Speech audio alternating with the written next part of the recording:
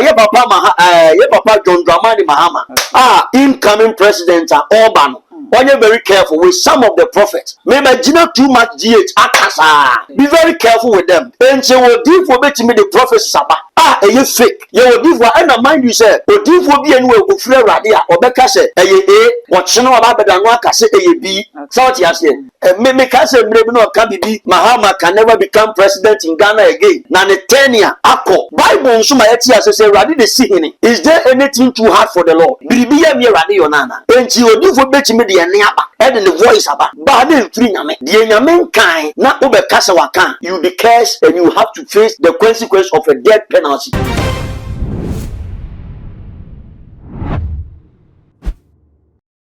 Abusia ba na wotwini the prophet Owusu Bempa wa trend style bi e bi ni nyina ene enkomhya okokọ share e o e mampeni dada John Dramani Mahama one asufuko no kokọ share ni duru samobo mpaya mana okoka se empire no no kote se ne se nyame se wa sign the oman no ahye ne nse bim esa na koma penti na eno ene kokọ franco mobile fi 2016 Reverend Owusu Bempa e ba bonse be ka se mampeni John Dramani Mahama de ontimi mama ye president e wo Ghana hada e ma ne nyi wanka se ebrebebedu ama ensakraye aba na after se papa ko kan we na sofo bebre wo Ghana ha akasa fa ho bi kra che se oye fake papa bonten e de entremu aba be tre ni ntia okan asasem na eni ntia sane no e ba ya wan kanhye na okan enu nti e na mesaka prophet Benadesiam e wo studio ha me no e ba hwetwe sankomani aba ba mu ni hu ni etu mu potinti a e ya na edifo no omo hye nkom na edu ba bi a nkom hye no etimida na ya na ye nyame e na da ne nkom hye na na se ya na ye wo mo a e na da ne nkom hye no edima nyame enti busu aka me ho ne ma prophet akwaba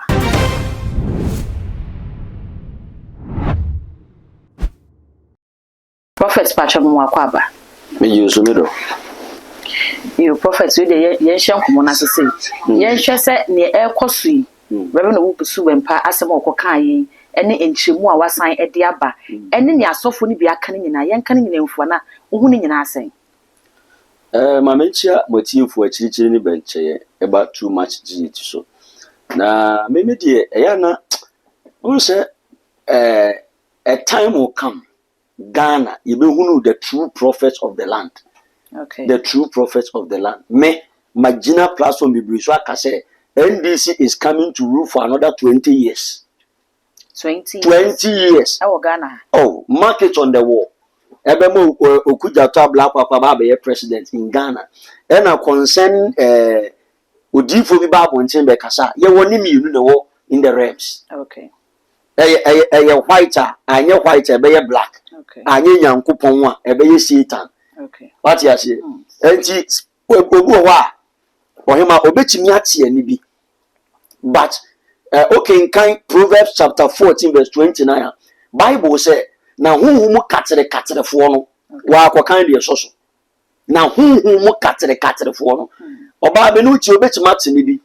Koda lolu kwam na ka mfa so. Oba koda na nkoda. Menkoda. That's it. Ena eni be abesa ba say o ko na koda ho na ka bi ama. Enti your voices are you can hear. Okay. Ebetima manipulation movement say ko na koye. Okay. Na enu nche se firi nyame. Emra Samuel da elifi. Okay. Bible say na Samuel tene tienie o Samuel di for Samuel atene. Na Bible ma tia say okodi for Eli enchen. So tia say major wona wo frɛ me ana. Odi for no ka chen say me frɛ o. And then by the second time. Samuel. Now Bible says Samuel sa odi for Eli enchen. Nim pray ni so. Na ofo odi for Eli ni mo di for no ka kire ne say ne ba ka kire say Ewurade kasa na wakoa me tie. That was the calling of Samuel. Obey odi for Israel mamu a Bible ma tia say Samuel bu atentene ne wa mu atentia. Enche odi for betimi the prophet saba. Eye fake. Ye odi for and mind you say odi for bi enu e ofure Ewurade a obeka say eye watchno aba bedanwo aka say eye bi. Okay.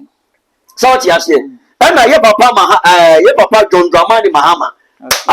Incoming president Orban. Only very careful with some of the prophets. Maybe too much GH akasa. Okay. Be very careful with them. So what you say? Okay. And I make catch them say, "On pam with you for mudin the china." Now on trade you for mufre nyame omo ye 7. no mo beta na mamu achi enti so odiifo fra bonche ba be ka se me ka se mre bi no ka bibi Mahama can never become president in Ghana again.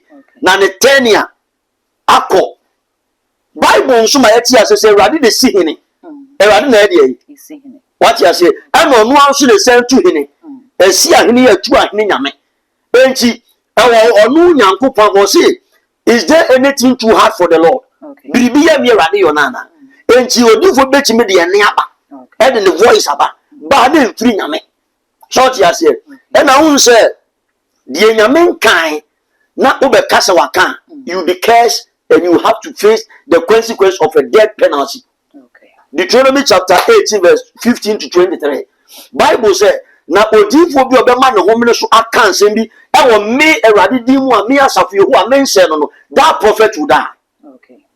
So you say enji say ba out na obeka ochina na obeka bia eya na emu orem kakra. Okay. So you say and time will prove us. Okay. Papa, yenhwe ayonkofa na eda prophet Owusu Bempah any NPP entem. If it time my man penny na na do kwakufu ado ebeba en komsha na me nam ne so e ma na de ba abonten ene ko a okon ye ede ma NPP. Bi mo kura ka se e campaign message na wo ye na nye prophet na so na nyame fa ne so kan ne nyina eba mu. Ebi mo ka se MPP bewie ye no omo ne Reverend Owusu Bempah eni ne yi eno nta ma yawde bi e wo papa ni ohu ne se me do him me de me hu ne se yawde. You are working with a politician. Okay. Ono betimi na no aba be so bo meye wi menye echiri na akwakoda ne buachi bidin. Okay. And when you are following these people, you must be very careful. Okay. Do you know say there are two things that MPP betimi o betimi fa power. Two okay. Two things. O betimi dia ma o. O mentimi dia men kakra, me fi o mokra. Okay. Two things. And I won't say there de bia me gina TV ameka prophet esia the gina radio ameka say answer no be a genuine prophet in Ghana no abre ebu amu gina TV so mo say nkomo mo kasa kasa metifie na mensere uwani a uhunu spirit bi e tata o matini ba bi a emre bi Awurade bie odifo bi so ono nso Ghana ota hye MPP anase NDC ho nkom. Okay. Unim there is a demon bi a o omo friend Rasta demon ni your friend Rasta na demon na konwa ne sa prophet in person otenam na nyi easy ana obetire mu nsa je se oma sakasaka esi e o ba bi o man Ghana. Okay. Na ye he na mo je hwie gwansan gwachi matena sa Rasta na konwa so obe be hu sa prophet. Okay. Me pa to ati ase enchini eyanuma bebre. So when we are talking about genuine prophet and mature prophet of Ghana ayedin. Okay. So what you say? Maybe they may saw him a bodage. Me see 20 years of NDC ruling Ghana. And maybe count too much. Let me say last year. Maybe count too much. Penny be our parliament frame. So I'm going to say 30 years. Now, how much? How much you know? Send you pray right now. So that mean that says the Lord. Okay. 20 years of NDC reigning in Ghana. I quite say, JJ baby of my Ghana to you. Yes. Na sa 20 years na wo kan 4 years bi e beto ababi asa 20 wo be win sa 20 years wo sa 20 years awo Ghana 20 years market on the world that says the Lord family mbata wo ade ne ba family mbata say prophet Esia na be kan papa sa 20 years ya wo ki start here 2024 ba ye ba betu no betu mo 20 years and I say abai ye betu akwada ne ansa no masa 20 years na chance on the day of voting me emro ma be by elections of MPP ya edu time omo yi pani obedi MPP ani Honorable Ken, one of the penny for UK, Ephraim, say prophet, met you come to be now catch them at DB, me the 2 penny for UK for any, Oma catch them and say, we are boa. Now, what Jimmy, I'm say, me, a jam me say, that says the Lord. I can't Saturday, I'm a pabel for a better adium. I didn't bet done it. Now, Momo penny, Honorable Ken, a belush, due to this, and this. Eba omo bobo wi no frɛ me sɛ prophet me catch them omo si ya aboa e na abam e je si ade ne yenye am sɛ de na monye mo didi matem e na hu sɛ me menye difu a because of wo pocket e na me meba be sɛ enkom e be fi ba wo and then you dimina, and then your ma walk quiet, and a beefy bow. And what they can, and the woolly cinnamon and qua, omushuno. Psalm 24 verse, Psalm 25 verse 24. Was it a radini tilma samwedi, excellent and qua omushuno. Now, Omana Pammy the children in Abram. So when you are a prophet and you don't speak in the Lord, you have a consequence to face. So I say, Oba, penny back, can you radiaka? And Kofradam, you may be called Yakululu. Would you might be wrong? My mentor said, maybe Prophet Hubert. Prophet Hubert, meaning country free. In Zimbabwe or Kabibi. Oh, no, your program. Now, Majina TV so kind, say, your papa Mahama, a man in Koda. A man in Tunila is what that. Now, every day, say the radical, I speak it on Great Commission TV. Every day, say the radical. But you're very careful, the things will turn. Maybe I said, Emma, one of the campaign managers, be friendly. No, almost say, almost the message, na papa. Na papa, switch in, was supreme. Me say, that says the Lord. That says the Lord. It's mama say, Uno deep for Nebia, unsem kabi, Usha Ramsa home, Uenia, Usha Ramsa. No matter what may comes. Now, on the day of the battle, the margin should be wider. Me to be far margins into that because Ghana Christian Council, any Yakasa, the margin should be wider. The margins are very wide, a very broad and known. That is the Lord. So for Prophet Hubert Andrew Yawuboni, or the Comsha Babon, say for a map in that John Raman Mahama. Emma, Prophet also a papa shame, Kumi, so for what your money soon as Ghana for, and in the air chin. While Babon sending to Mwamba send near Prophet Hubert Andrew or no cross or wounded that. Now, so his son said, you don't say Yamina Kenty, and the deacon could see what. Prophet Hubert Angel Swa, Ama Ababe confirming why you're not in your why any say, a yamina say, on your yes or one if you manas in Yansen, Ashes uncommon. On your mamma, dear, you were Yamin Mubibri. Among the gods. And she said, Castle Israel, Domberima, Alpha and Omega, Dimo, one didn't trust ye. A honor would die, who bet 2 video munka. Jeremiah 14 was a man smell deep for the soul and a normal cocoa. So I say, and this is the time, and you may be a dagan anymore, Wima, who you Christian no more pie home. What I say, maybe the son of Manumano and Tekanyame, and Yame. So I say, but young cannot pray. Just call a speed. What I say, who said, your young cast your politicians, they don't respect the true prophet of the land. And I was a macase, a deal for Kron, and yet did so be show. A radia candy, which in a chance I will send come. That says Alpha and the Omega, the master of all principalities. Colossians chapter 2, verse 9 to 14. Was it now who money in Omusia, Menami Umuchi? So she said, and you say, Radica. Oh, prophet, I didn't know. I didn't wake up now. Who bet my friend Legion be? You were. Sorry for this. You are the God of politics. God of politics. Or no, you 5,000. Or you 5,000. But this 10 year, no matter what becomes, or showing us as you know. Eta, your papa John Dramani Mahamachi. Me maka, you have called too much page last year. Unkosher prophets here made me interviews about politics. Too much. Maka last year, and you know. Maka. Then never pass a waka. Nasa Prophet Hubert Angel Swaka. Nasa Usu Ben Padding Commissioner Babonzi and NC any. Oba say, we are prophets are Panucrea Juma. Call a spade. Maybe to me, son, come and Kwame Eugene. Now yet is said to say, Anna, you are drop message, mum, say, catch it almost say, Kwame Eugene being accident. Now, penny be penny so much, yaya. And yes, I'm going to buy you, yet is said to say, and I'm a kind, and was suddenly win nearby.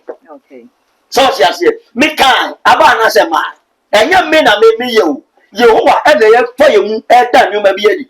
And so, you will be about catch it, and the come you may be able to be called too much, he said. So, who put you for Cassandra? And Yano, but Marcus Bar, ye near, ye should buy, because 1 Timothy chapter 3, verse 1 to 7, the sure and Christ of Fasofu. So she has said, and to market by our words. your presentation. Okay. Said the end your material. Okay. It's one market. Now you may be Mama dear Radiakan, or yet the Radiakan. Okay. It's a Radiakan, maybe another way. Okay. When the baby any to me, home no so. Okay. So I said, and then we are not because I found when you money go back to us. Okay. So I said, it is a Radiakan, that says the Lord final. Okay. It's a Yemen about to do science and some about the Brabram, some so said, because of this internal, Mama may say, that says the Lord, Alpha and the Omega, the creator of heaven and earth. Okay. NDC is coming to you for another 20 years. 20 years. And Anna made message my ever put to Abraham said, unprepared for Ghana government city, no, a radical about the should be in always structure we. Okay. In the tenure of NDC ruling Ghana. Now, okay. Once I may come, sir, with a message date. That says the Lord. Okay.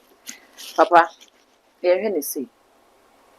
Yɛhwɛ odiifoɔ Samuel a ɔno ana anointed Saul. That's it. Ɛma no bɛyɛ ɔhene ɛwɔ Israel. Answer no be anointed Saul no. Ɔman Israel. Ɛgyina Awurade nkasa ɔmo ɔmpɛ sɛ. Okay. Ɔbɛtwisu Samuel ɔbɛtwisu ɔhene ama ɔmo bio. Enti ɔmo ankasa bɛtwisu ɔhene ɔmo pɛ. Okay. And that has been the sovereign of Israel the permanent.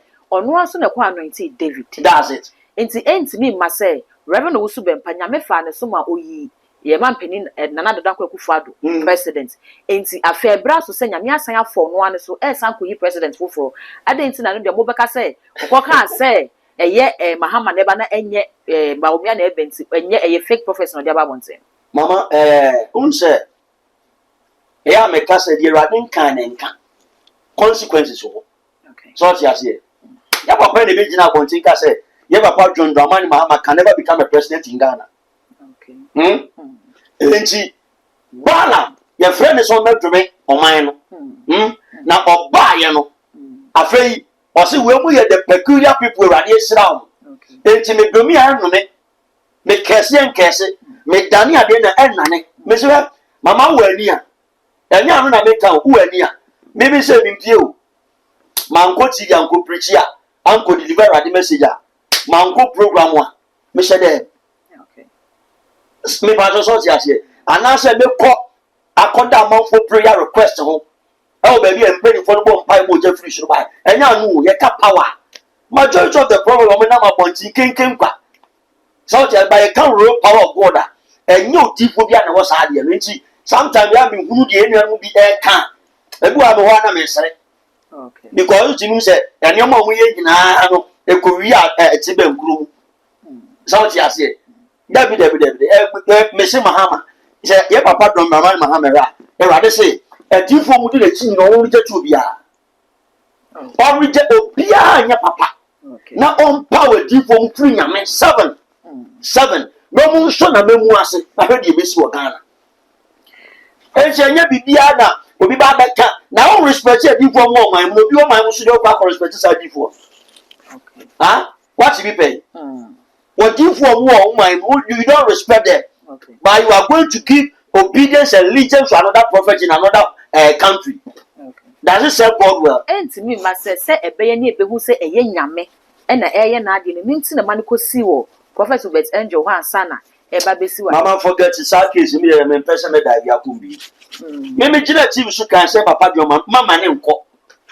A radio Sonia Sassi. No rituals can bring your Papa John Dramani Mahama down. No rituals. No rituals. No ritual. Oh, my heart is here. And she ain't the only part yet. My patron said, and yet the only part can. Open for the picture, go one that one. Open for the picture, go to one. Hong Kong, Benjamin. Jata, Jaodu, Jat, a year pie was Kakai, Benjamin. Yehu Bible yehu edifo bi anyame esi wo so mo ye omine edifo yehu edifo bi anyame si wo so mo ye ahemfo na edifo eno nti na David kra won edifo won sofo oyi ne ntani ade entimi ma say prophet Owusu Bempah kire se ono no oye odifo anyame eyi ne de na ma omen eno nti ne obeka no se edi ne ho agora sa ne besi fi se oye omine edifo. Oh mama, time will tell the real genuine prophets of our time. Me maka time will tell. Me ba twa say wo to nyumi efri nyame a ebegina efri nyame a ye de ye hwe so time will prove and who say Osha Yamami Antigris and Rufa. Or Yami Juma 55 years. Yan wants somebody be uncanta, a dem be uncommon water. Ah, or you call it Munyam.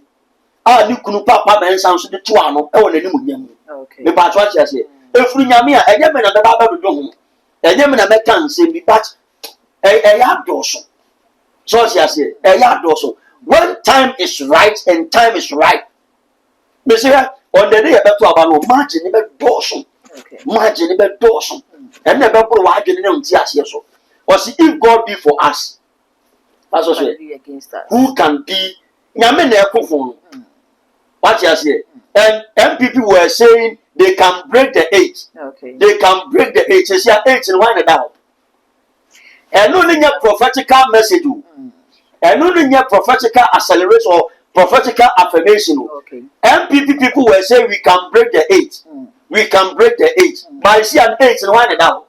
Okay. 1 about. Muhammad Papa 8 years ago, okay. Prophet Amwakwata Babon said the sa 8 no home come share bachelor say 8 times 1 8. 1 times 8 8. MPP for say omo be breaki 8. NDC for say almost stop MPP send ye be no mo breaki 8 no. And then ya me hwe di no di 8 ne 1 mom say sa number 8 no dia massa parties ni you know. Omo nchenti wo bit nya ye wadwuma yie no. Ona sa akonya no be fe di so. It's never true. Mechanic pain is never true. Eh? My mention will be about prophetic ethics. Okay. Say, oh, say, open so breaky. Now, a radical you be a quack or sessa 81.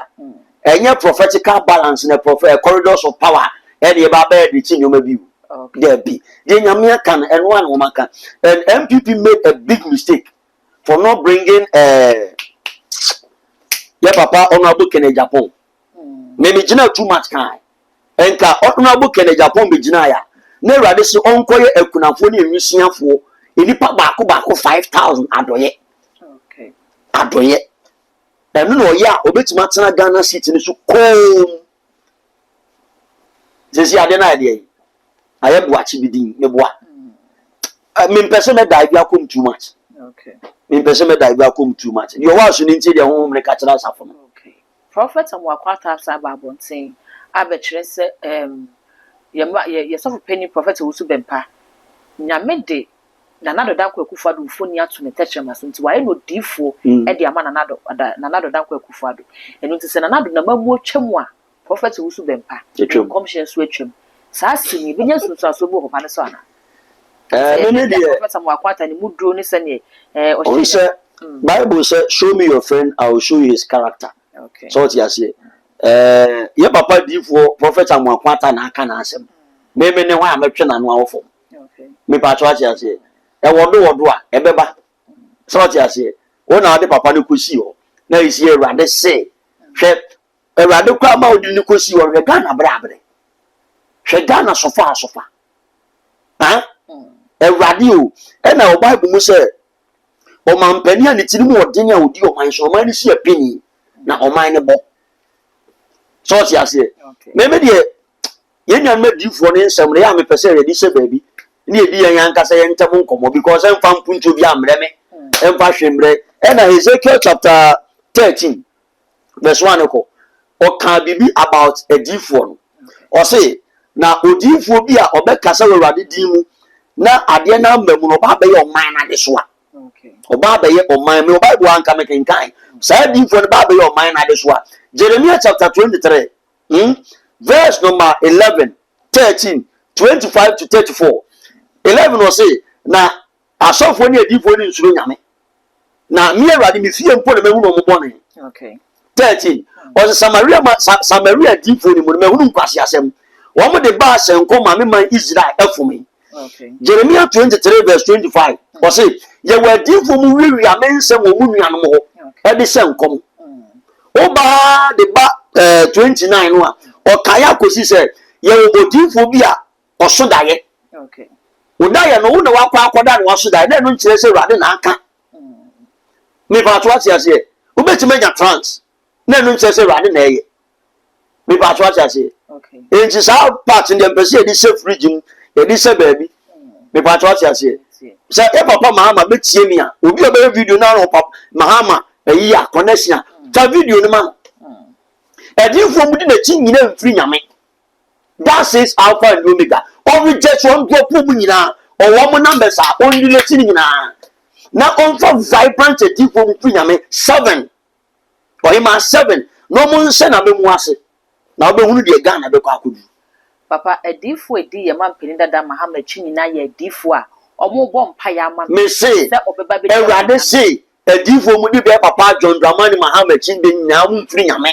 Na wo Odi eya na odifo bi ka asem a odi eti. Okay. Fako in a acceleration movement. Okay. Oh, mama try. Me reject edifo ni nyina. Okay. Me block obi anames. Na me mfa fresh vibrant edifo 7. Say the prophet Siam e na me rade. Papa Ghana ha amamwo 4 years ne kura ya na amanyofo ne bere pa ansa no mato aba na mo mu na ubabet na so yenim se trend me 8 years e na me ka se edifo di Muhammad chi nyina e prese o ubaba bedi akonwa no e dia ma Ghana. Papa waka se NDC beba bedi so 20 years atwa 20 years 4 years ni 8 years ne kura edifo ne ka no kwa wo so wo mu mfi nyame tine wo ken obi hwe wo be ka se ne se wo nso asema wo ka no so mfi nyame. Oh, me dey me say judge me by my fruit. Okay. Judge me by my fruit. One more ta follow too much it from day one abepemene. Erade mfa me so nka asemi a emre papa achu footballer ewu yi. Ah, me name say Dogi Kaya. Ye gina too much ye busa live on TV. Okay. Live. Then kwa live program. Ye gina so ye busa. Erade si nipa na wu. Nto man ento omo gbasi me gina so e kan. E ba ne ba na sama. Okay. Me fa so ase eti me die Erade kan ye no. Me ti me meka. E na we wo e ya de ketua bi. One be win e ya de ketua nya de bi denden nsa de ye nwan ma di fo ne ye no. Den de oba me yesunsun nyuma me nyuma be gukwa mu e ya de ketua bi. E me nso me ti me nka on TV so e ya de ketekete bi. E no kwa de sha. Se bia okwa akoye adwuma okwa akoware bema na ubusa se Erade fo aso ana se Erade mfo aso e yetiawa. Erade me wini ana se me wini e yetiawa. Sa na de ne tie. Enye bibi e kenchen e na me to we me hia we e de aye we de asa de bi enti sa. Ana se abato no sunsum niema eya na sunsum fum niema koso asa na abato. Oh niema koso. Ne bi mo kan se afia sa sofo no mo benya sunsu aso pa afibia na asofo no afibia ya abato afibia asofo ba bonten e be hyenkom e kekansem but eya ye se afidie ne de ano aye den pa sunsum fum bibi wo nti akoye sa na. Oh unse machiro se ye wo god of politics. Okay. Ono no hie nipa 5000. E na unse we Erade na aka. Enti no se alpha kan bonsu ketu akwa de. O mini bonsu na nkasa aka. Bonsu ko de. Me pa to ase. E na unse ye wo tanye bi Erade nkan hwe. Mo na mo pre ade no. Me pa to ase. E na ebi a wo agege ho ababa akodi mo bi nchen. O de o so be steady a si ye to aba wie pe na accident has started. E ya monitor. Eya monitor yenya to aba wie pe first month this are about to name those accident has started. Okay. And you ma basa me pa to ase enti me de ya me pese me ko deep into that realms of that about to ne san and now you Christian now tire politics are you're very careful also for be our tire politics you're very careful no also for be ala also for be ala so ye be or tire politics you're very careful so for no. Oh, maybe I may say you're very careful on him. That was our prophet. Now, time will tell. Time will tell. Once a deep for apostles, evangelists, pastors, you man the anchor say Rade Frey or fresh media. And ye may the lost souls and from bring a man or him and evangelism, young fat prophecies. And all the prophetic question in our channel no be pure radiani. Me patrol say ebi a kotu kwan Erade semenko okwa we bisi na Erade save you na wasan ado Erade mo I believe Erade mo ba ye nua me difo mitimi ya ma odiji wa do akobosom so e na me bo Ezekiel 13 no time ya kan Ezekiel 40 be hunu we nyina ye wo difo bi wo ho ba na sori dan ni nyina ya abosom dan ba wo de unim agi so wani ejuwe nyina ba de ye wo hima. Papa eya na abato bredura ene ya na adifo no kokko so ana yo there be me dey men count for me free where we dey we are call too much profile so na kohwe me interview me kan last year okay Erade nka de a o se de da yanim no e no o kan asase se de be ya wo ye nyame ba wo betutu anamo enye mprempre na o kasa o de bi ero ye childish play okay akabe 4 months 5 months e be to aba na we de bi e ya gudi kura alpha we di kind da nti do mu ye nyina ye erade akasa o se me hye nkom enkom se ni nyina so twa besi alpha so e na alpha akasa o se me hye nkom se ne Awurade kasa ya be fa ne ko adifo mu no wakasa nya me se Awurade aka e na wo gina wo hye nkom enti nkom se ni Awurade de na ntale a na da me se ye de o so adifo bi obema na wo so aka se mu Awurade di mu a me se no that prophet will die e no san ka to so ebia ahokere e na odifo ne de ka se na ma mu fi no ma me bie Bible se me hu a na wa wa kenkan okay e wo the can is in Deuteronomy chapter 18 verse 15 copim 23. It is obi ba no be keka ne nsem a eya na go back to the Bible. My Bible ne nkasa. Oyi ma wati ase. My Bible ni nsu, my Bible ne nkyere nyame nsem ase. Se ne be ya wo a wo ye nyame ba no be gi nyame nsem adi more. okay Deuteronomy 18:15 Aha, e dey ba. okay Time from 19 ba. Obe hunu san nsem nyina o na me de ya na nsem wo ya na me nso so.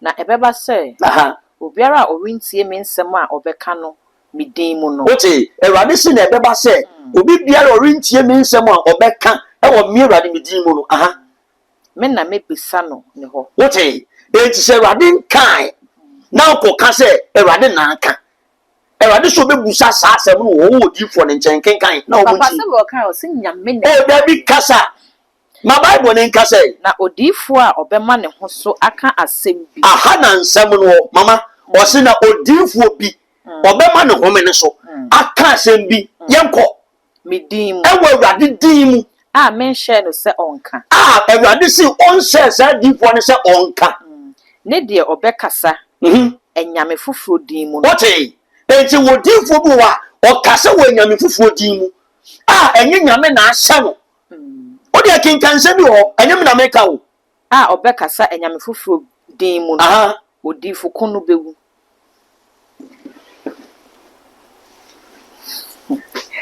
nyame ma I rest my case here o difo kon ba de obewu o de kan to aso se bi ho o sa bo ba ku bi so fa to so entum atie fo so mate fa so se de ebia wo beka no wakoma mu se ebia wo a wo hwe too much age o hima beka no wakoma mu se be ye den na e de be hu na asem a Awurade nkai kenkan ene se de odifo no kasa Awurade din mu no aha ene se o se 22 no de odifo no kasa Awurade din mu na asem no anye ho ana amamu a na asem no mfiri Awurade ahokyere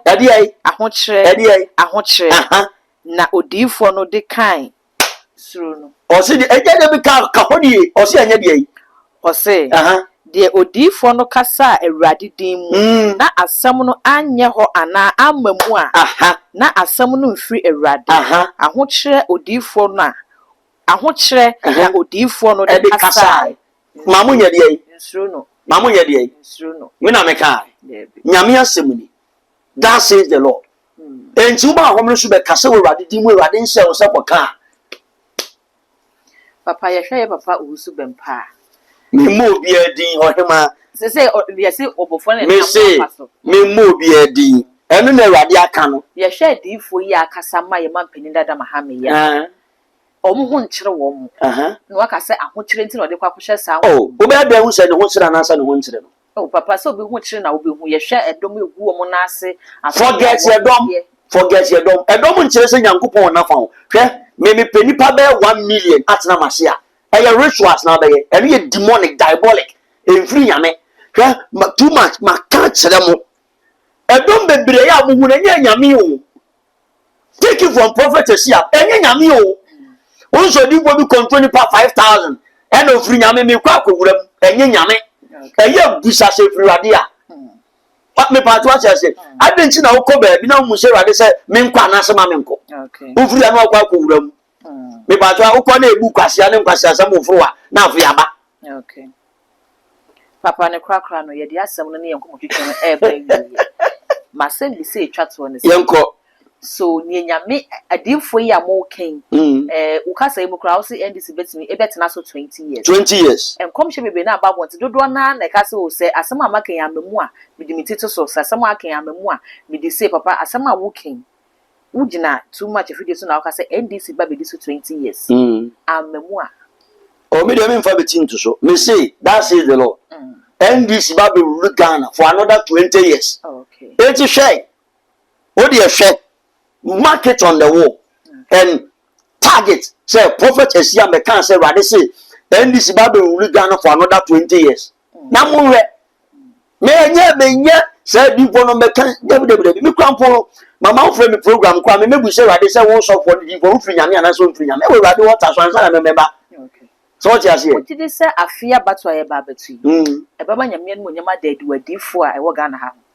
oh de me yahu adifo papa ne adifo mama nka no kra de da o man Ghana ni mu na enye de da ni mu na enye o ye sofo o ye apostle o ye reverend o bompa ya kaimada Ghana okay why kaimada Ghana okay na se kuku ni jai ya keke nsu bi jai okay na ye de mpaibo ene akonkyere ene be break barriers and dominions e o baby on person mo takema anyoma sori e wo manga obi bi obema red flag e wo manga na so one na sefo nyinara the 7th generation bi biele ni wo be papada yare cripple amanu hu ewiase of yare a Awurade do komizrim fo so e betina ni fie kopim se wiase se ye beba so what you say o manga na Awurade bedi nkunim na obekọ so adi nkunim na ye chirima eni enchirima ba benya hoto and I mean, a time will tell the true prophet of the land.